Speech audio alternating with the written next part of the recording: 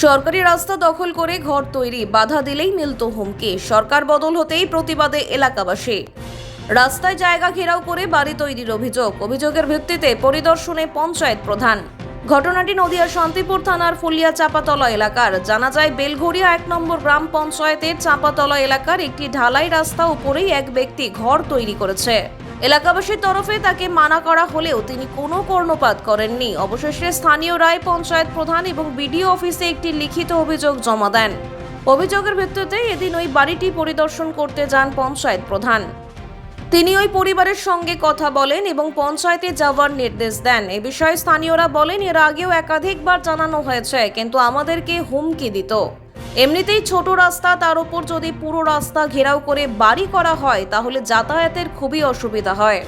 ওই এলাকার পঞ্চায়েত প্রধান বলেন, আমি অভিযোগ পেয়ে ঘটনাস্থলে এসেছিলাম। যাদের বিরুদ্ধে অভিযোগ তাদের পঞ্চায়েতে দেখা করতে বলেছি, আইনের ব্যবস্থা গ্রহণ করবে। যদিও ওই পরিবারের দাবি, শুধুমাত্র আমরা নয়, গোটা রাস্তাটি অন্যান্যরাও ঘিরে রেখেছে। যদি রাস্তা ছেড়েই ঘর করতে হয় তাহলে সবার ক্ষেত্রে একই আইন প্রযোজ্য। সকলেই আইন মানলে আমরাও মেনে নেব। দেখতে দেখতে একটু যাবেন কিভাবে কি এইভাবে হয় পাঁচিলের উপর ঘর। এবার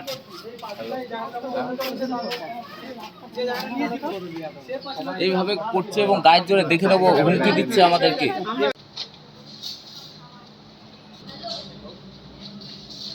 আজকে সকালবেলাও কাজ করছি। কি কারণে আসা এখানে আসতে? এখানে পাঁচিলের ওপরে একটি ঘর নির্মাণ হয়েছে, সেটাই গ্রামবাসীদের কমপ্লেন ছিল। তাই আমি এসে বললাম যে এভাবে পাঁচিল করা যায় না, পঞ্চায়েতে দেখা করতে। মানে কি সিদ্ধান্ত নেবেন পরবর্তীকালে? এবার আলোচনা করে, গ্রামবাসীরা থাকবে, সে আলোচনা করে যেটা হবে সেটা করা হবে। মানে এসে কি দেখলেন আপনি? হ্যাঁ, পাঁচিলের ওপরে একটা নির্মাণ কার্য হয়েছে। পরিবারের সাথে কথা বললেন? হ্যাঁ, কথা বললাম। কি নাম আপনার? আমার নাম বর্ণালী বর্মন, বেলঘড়ি টু গ্রাম পঞ্চায়েতের প্রধান। বলছি কিস্তি কামারি মারছে কিসের জন্য? বাড়িতে একটাও বেটা ছেলে নাই। থাকছে না কেন? না দিদি, থাকছে না তখনই তো একটা আসছে। অভিযোগ করছে যে এরা অভিযোগ করছে এবং পঞ্চায়েতে অভিযোগ করেছে যে আপনারা রাস্তার উপর পাঁচিল করে ঘর করছেন। এটা কতটা সত্যি? এটা কতটা সত্যি? যখন পাঁচিলটা তোলা হয়েছে তখন সবাই ফুট ছেড়ে পাঁচিলটা তোলা হয়েছে, তখন এই দাদাও ছিল। পাঁচিলটা দেওয়ার পর একদিনে তো ঘরটা হয়নি। ঘরটা যে তোলা হয়ে গেল, তৈরি হয়ে গেল, সেই সময় এসে বলল এইখানে ঘর এইভাবে নিয়ম নেই। তখন আমার বাড়ির লোক বললো হ্যাঁ ভেঙে দেবো। ওই দিক থেকে যদি রাস্তা পরিষ্কার করতে করতে আসো তাহলে ওই দিকে যদি পরিষ্কার হয় তাহলে আমি পরিষ্কার আজকে করে প্রধান এসেছিলেন? দেবো।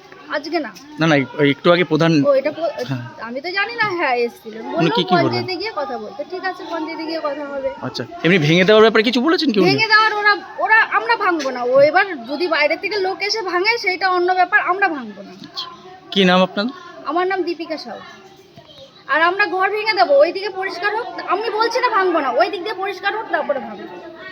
আর এইদিকে পাঁচিলে যতগুলো ঘর আছে, পাঁচিলের উপরে চালা দেওয়া আছে, সেইগুলো ভাঙতে হবে। আপনারা বলতে চাইছেন এরকম পরিস্থিতি অনেকেরই রয়েছে? হ্যাঁ, এই ভেতরেও দুটো বাড়ি আছে, আপনারা গিয়ে ঘুরে দেখুন। এই যে রাস্তাটা দেখা যাচ্ছে, এটা কি আপনাদের দেওয়া নাকি? হ্যাঁ, না এনাদের দেয়া না না না, না, এই এনাদের যখন দেয়া। আমরা জায়গাটা কিনেছি, আমরা এই বাড়ির জায়গাটা কিনেছি, তার আগে কিন্তু রাস্তাটা দেওয়া।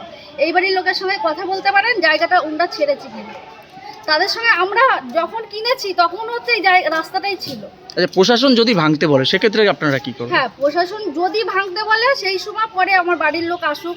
আমি তো আমার বুদ্ধিতে খেলবে না, তারা যা বলবে তাই হবে।